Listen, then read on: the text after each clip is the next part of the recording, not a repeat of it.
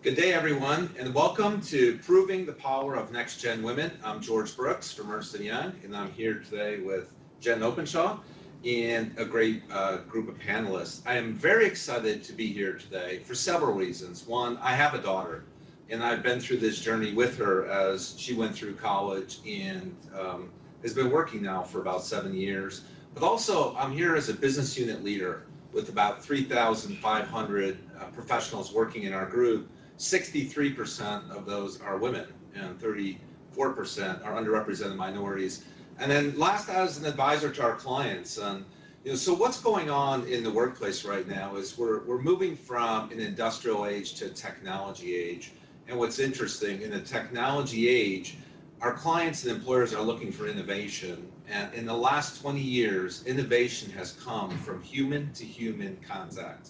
And what better way to be innovative than to have diverse thought and experiences coming from diverse folks of all different kinds of backgrounds, including women, that provide the idea generation. And second, it needs to be an innovative environment that is inclusive of everyone's thoughts and experiences to bring about that innovation. So when I see immunity to change and some people being hesitant, you need a bump in the road.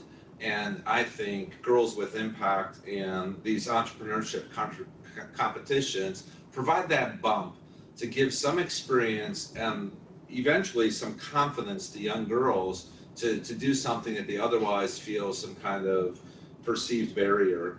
That bump will send you in the right direction, and then just continue to follow it.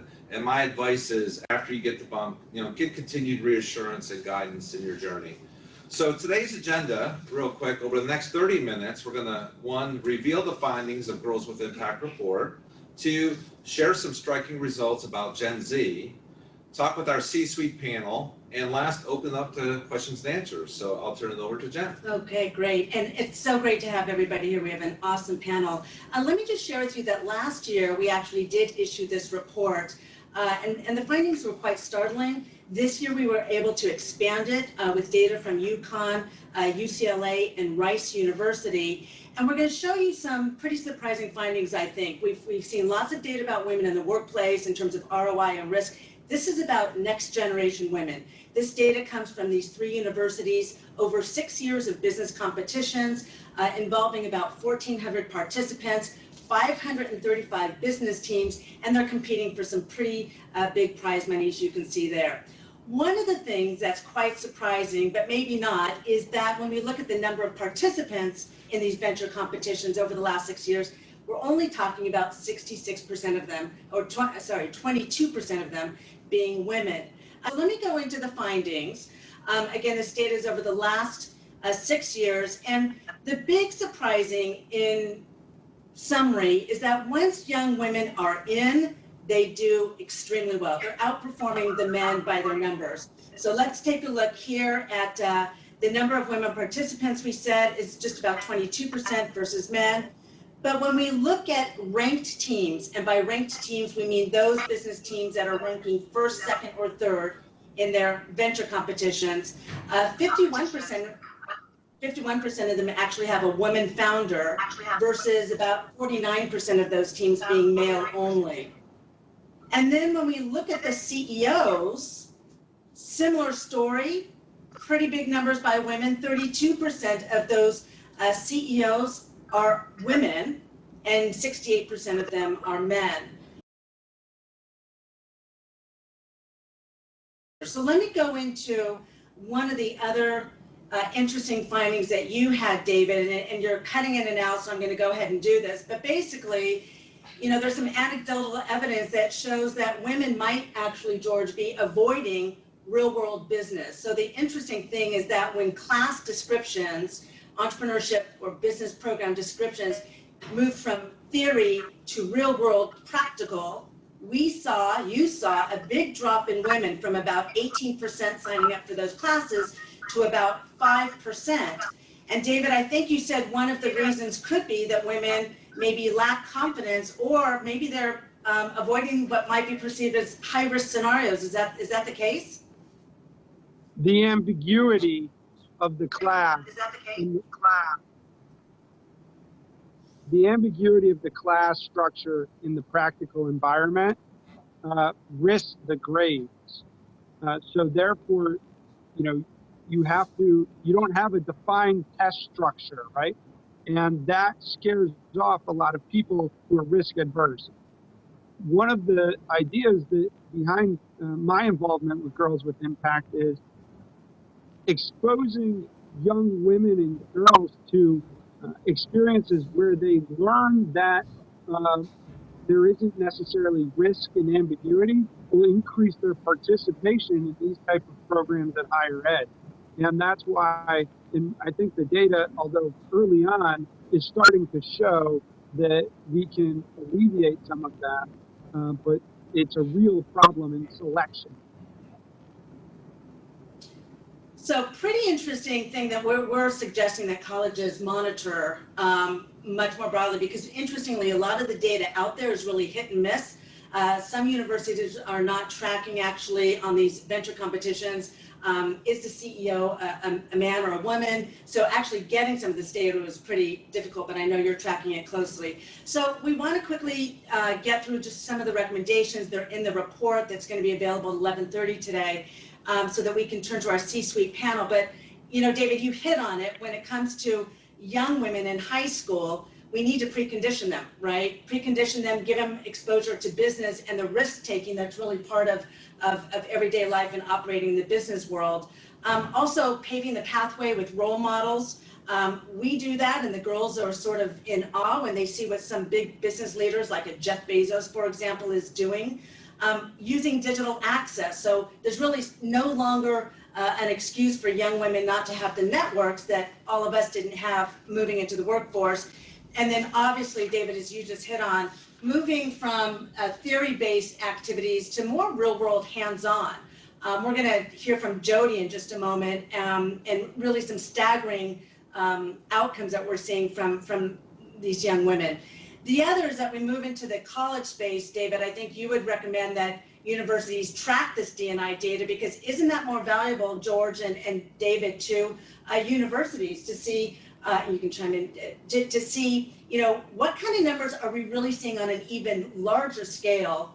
Are women doing better than men? Are they opting out of things that might be perceived? And does earlier business conditioning make a big difference? I think it does. I think it's fascinating that 21% of the participants are female, but yet 51% of the women are winners.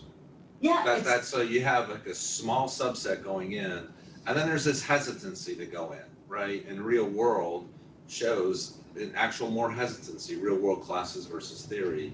And, so there's this perceived immunity to not go into something that's competitive, that feels foreign. But once you find that ability to break through that and engage, they're being successful, which, so just breaking through that little barrier and then bam, what we're seeing as the underlying attributes of Gen Z and younger women are coming through with the right leadership competencies to succeed. Well, and that just sort of leads into some of the workplace recommendations, George, because there's been a lot of focus on preparing women for STEM and coding careers. I think we're saying that it's now about STEAM, that you got to have that E or entrepreneurship for them to really flourish. And I know as we'll get into the panel, we'll talk about why in the corporate environment, but also, zeroing in on Gen Z. I'm talking to companies, big ones, who really get the fact that those who touch those high school girls first are going to get them first. And so that's why we're building that talent pipeline. The other is really trying to improve the ROI of HR leaders who might be sort of shooting at the hip to recruit, whereas they can partner with organizations and or get that diverse pipeline and help equip them in ways that really, a decade ago we couldn't do. Just a quick comment on the STEAM and the entrepreneurship. The number one attribute we're finding in business today is the need for resilience. And there's so much change going on, and to be resilient is top of mind and to keep pace. And what's really interesting, if you look at successful entrepreneurs, their number one attribute is resilience. Yeah. So I think having an entrepreneur background is positioning you well for the business world. And I think, George, there's a little bit of a misnomer. You know, you and I were talking to the media the other day, and they asked about entrepreneurship. To be clear, entrepreneurship is really about solving problems in the most efficient manner. It's not necessarily you're always by yourself starting a business, but that may well be it. But we're going to talk about why in the workplace that can really help drive innovation. Let me just briefly, before we get to the C-suite panel, I just want to share a little bit with you. Girls with Impact started actually out of Davos because there was all this talk about 50-50 by 2030, more women. The data was showing that women are still leaving the workplace, and we said, hey, there's a better way. So we are basically the only tech-enabled entrepreneurship program for teen girls where they move from idea to an actual business plan and launch it if they want. And they are getting a massive leg up in college and career. And in fact, Jody Bell, who you see at the top of the three pictures, was in the pilot program 2 years ago. And in 12 weeks, she had a business plan of an idea that was actually ahead of its time. She ended up launching over the summer at 16, ICOD, making international news. So Jody, tell us your story. Why ICOD? Thank you so much. So yeah, when I was 15, I noticed there was a major issue revolving around the undocumented children, or well, the American-born undocumented parents, and they had this daunting issue of having these parents who were at risk of detainment, and they were uneducated, uninformed, and there were no resources available for them to even go about educating themselves. And I had peers and friends, high schoolers, who were in this boat, and they were completely lost, and I had no idea what to do, but I noticed it was a problem. And right around that time, I was coincidentally nominated for the inaugural Girls with Impact program. It was a teen advisory program, and I went through a 12-week mini MBA where I created a business plan. I learned business skills, and by the end of it, I was giving elevator pitches, which was amazing. And now, flash forward a little over a year, the website has been absolutely everywhere. It's called ICOD, in case of deportation. It's really a hub of information specifically for these American-born children of undocumented descent to try and give them the resources and skills to figure out what to do when their parents are at risk and what steps to be taken.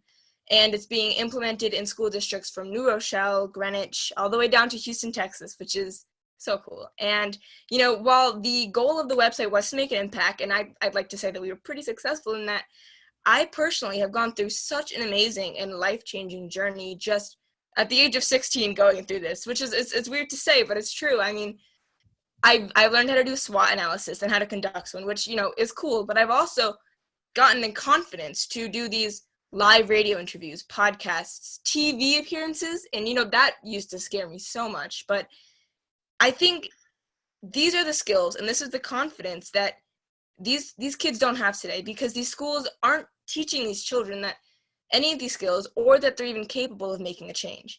And, you know, I think that this is what my story says. I think it's that these kids are capable of change, and with a little bit of a push and a little bit of these skill sets, they're 100% motivated to do so. And, you know, from my perspective, I can promise you there are other high schoolers that are equally as driven. And if we give them this push and these skill sets, they can become not the future leaders, but the leaders that we need right now, and the leaders that are absolutely crucial.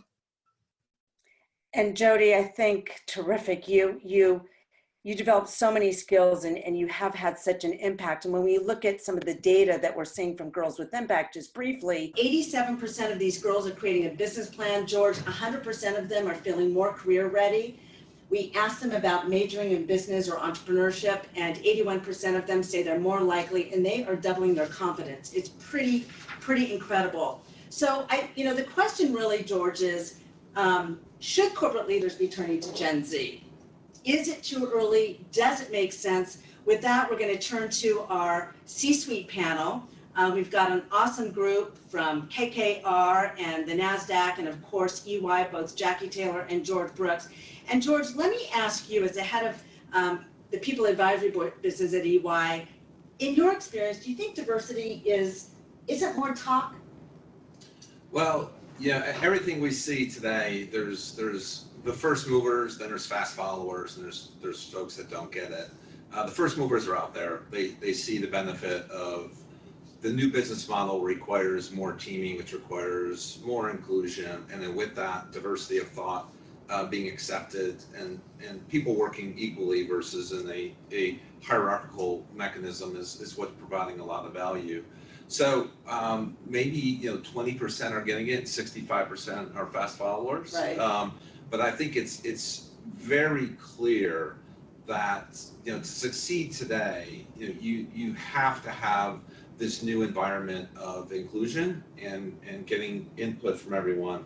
And without that and accepting input for folks where they're at, you're going to become a very long follower. Yeah. It's just not going to work for you. Yeah, and Bola, who heads D&I at KKR, I know you're working on this a lot from the private equity standpoint.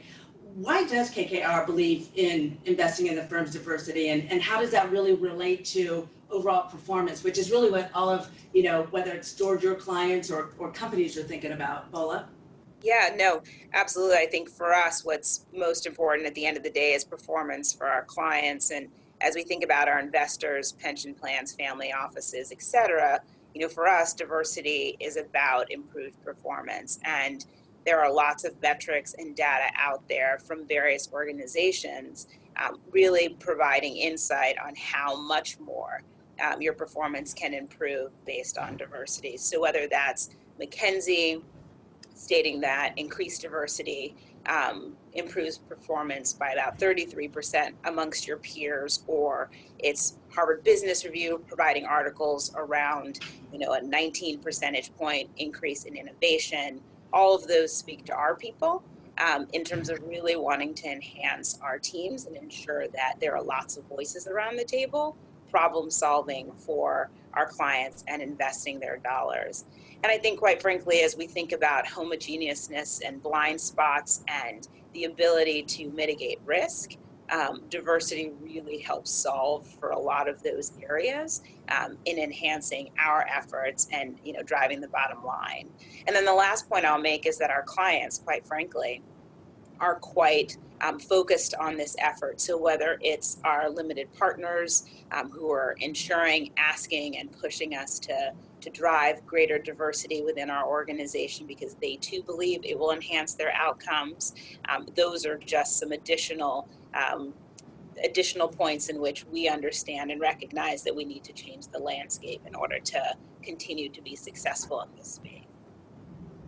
So Bola, those are some great points, but Jackie, we're still seeing data about women oftentimes leaving firms for a whole variety of reasons. And so what is the value of them in hiring entrepreneurial women or girls, young women, and how can they think about that without worrying that those young women are going to be leaving their firms for maybe some other startup?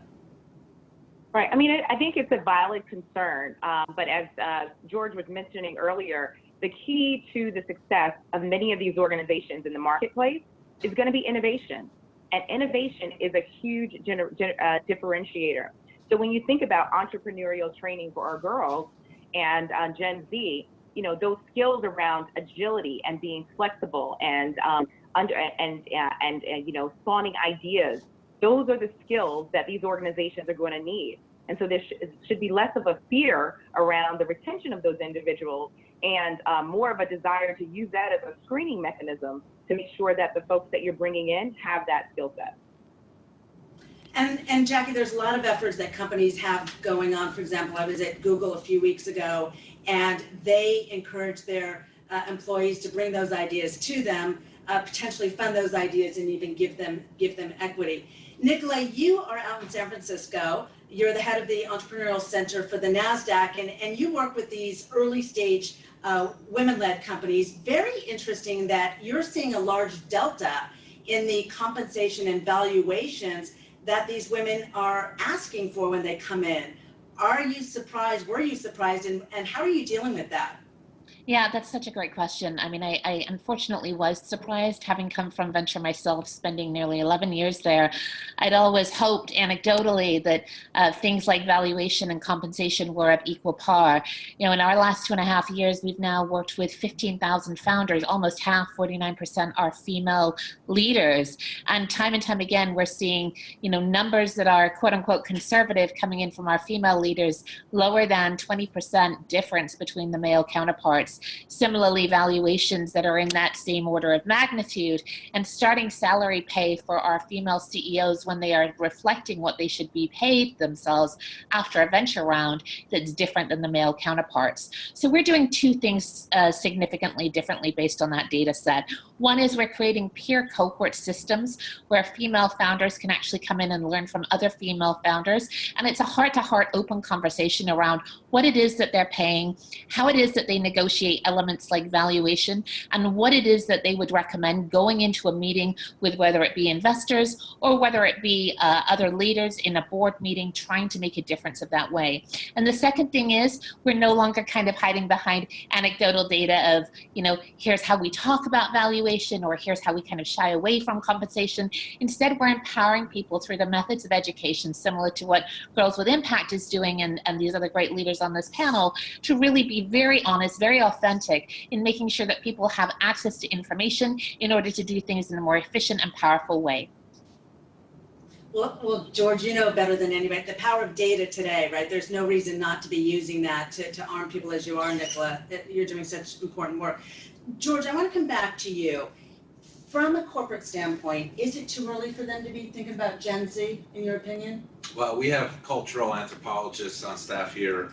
Whenever we ask questions about generations, they immediately point us to Gen Z. And it's really interesting. We do our professional training by levels, staff and seniors and managers and senior managers and partners. And I have to say, the most dynamic training sessions we have, picture 400 to 500 folks in a room at the staff and senior level, the energy they have, the questions, the vibrancy of the discussion is just outstanding. And I'm not one for, you know, just painting stereotypes on generations, but you know, when I did look this morning at Gen Z and what's the primary motivation, their dream fulfillment is to build their own business and improve the world in the process. To build their own business, you know, being an entrepreneur and to improve the world, and which is building a better working world. So we do target in high school. We are going, you know, after folks, you know, very quickly. And then what we found, though, the environment we need to provide is one of meaning.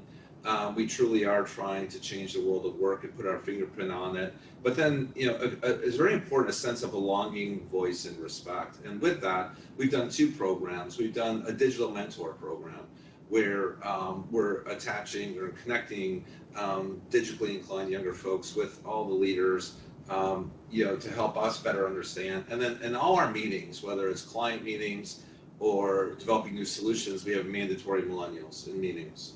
And whenever I show up, I watch, and like, who is changing the conversation? It's the younger folks. It's unbelievable, right? And even, you know, somebody sent me a video from a client site with global HR leadership of one of our younger staff singing the song Thriller in a meeting.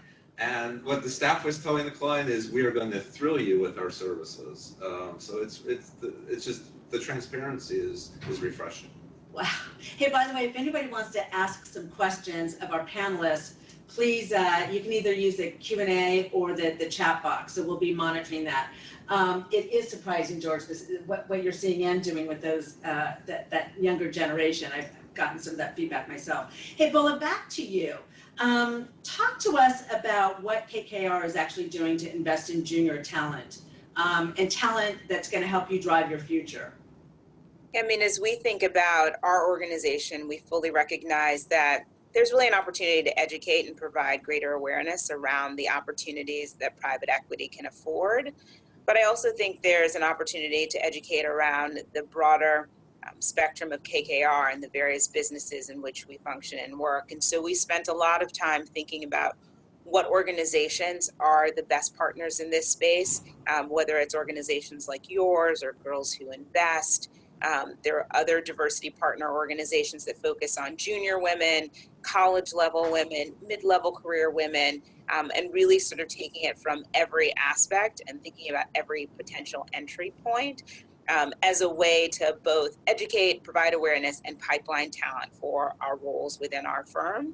And we've seen tremendous impact just in terms of individuals, being able to be ambassadors for us beyond KKR and going back to their home organization or their university or business school and speak on behalf of the organization and perhaps enlighten others around the potential opportunities that exist. And that has had a bit of a multiplier effect, which we found to be impactful to date. And it also seems, because there's some research that shows that millennials are happy but seriously looking, that engaging your millennial workforce and pairing them up with that Gen Z pool that, for example, Girls with Impact works with, and leveraging their skills to mentor them is a way to keep that millennial talent engaged and reduce your attrition, hopefully. Jackie, back to you. I'm curious to know, like, you work with a lot of organizations, you're advising them. What are the 3 things that you're telling them to do right now with regard to NextGen talent? Right, and there are several things that we're doing in that space. We work in government, public sector, as well as commercial clients, and we really hone it to the specific needs of the client. But I would highlight probably 3 things that I would encourage employers who are listening to do. One is look at your employer brand. When you look at your job descriptions, when you look at your company profile, is it exciting? Is it representative of your culture? Our Gen Z and millennial talent are looking to find an employer home that is just that, somewhere where they feel their enthusiasm and their innovation can be nurtured. So if your job descriptions are analyst 1124, as opposed to, trendsetter, looking for a great trendsetter, the audience that you're targeting is going to be very different. So it's very important to look at your brand. The second piece of advice would be around revisiting your recruiting strategy. Your recruiting strategy is like a business plan. It should be constantly revisited. So are you posting to the traditional website, or are you being creative about something like Bring Your Child to Work Day, where you're encouraging teenagers? How many of us have, children that are graduating from college or high school who need that exposure and would be able to tap into that intrapreneurial passion within organizations? So be creative around your recruiting strategy. I would say the third area is constantly review your pipeline. So when we say monitoring, monitor your pipeline. When you look at your candidate pool, is your recruiting strategy actually translating into getting you more Gen Z and millennial candidates and the candidates that you're looking for? So it's definitely a symbiotic relationship between what we're looking for as employers and what our talent pool is looking for from us. So speaking of talent pool, Jody, you're there, yes? Jody? Jody Bell? Jody Bell, okay. So let's go back to Nicola. And Nicola, just as we round it out here, so what are some of the actions that you're seeing companies take to maybe both attract women, but also kind of leverage women's natural strengths and or, the fact that they, they're the chief buyers out there? Yeah, such great questions. And I think, the insights from this panel have been a fantastic starting point. For us, it is about being creative. After all, if we think of the skills of an entrepreneurship, it's, are they problem solving? Are they adaptable? Are they creative? And are they really an entrepreneurial thinker? In the lens of creative, one of the hardest challenges we face in San Francisco is talent retention, as this panel has kind of already addressed in a handful of ways.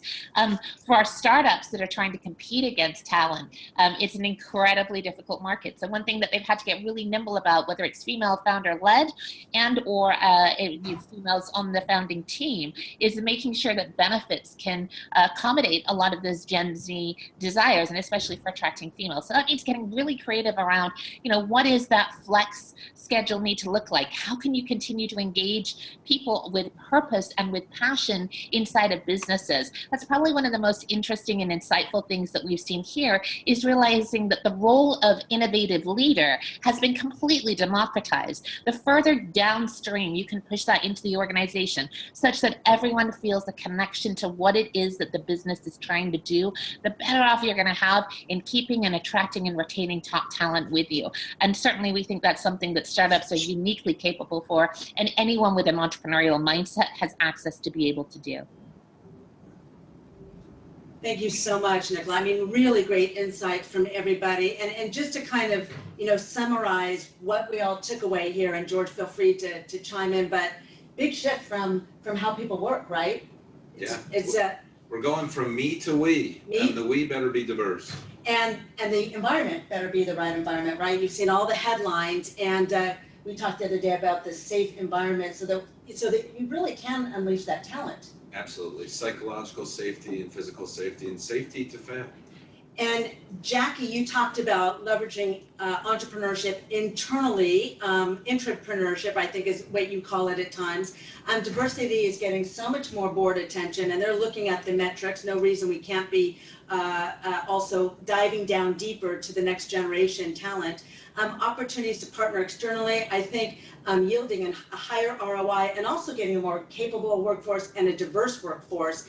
And then finally, Nicola, love the stuff that you shared about how you're helping women kind of rethink scientifically and using data to get fair pay, and equal valuations for their companies, because after all, women do live longer, right? So they need that financial security.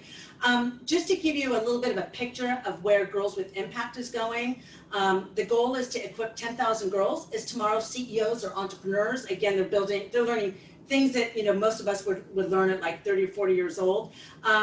Organizations are partnering with us at a local level and or considering joining to roll out nationally. They're using it to demonstrate their leadership around diversity, education, tech. And we actually did one of the graduations, even though this is delivered live online, we did the in-person graduation where they pitched their ventures at the EY office in Stanford. So lots of ways of engaging employees and also creating that talent pipeline. So the time is now, right? There's never been a better time for this stuff, George. I mean, it's all over in the news about diversity and women and workforce readiness. So we hope that you'll join us. We'll be sending the report out to you.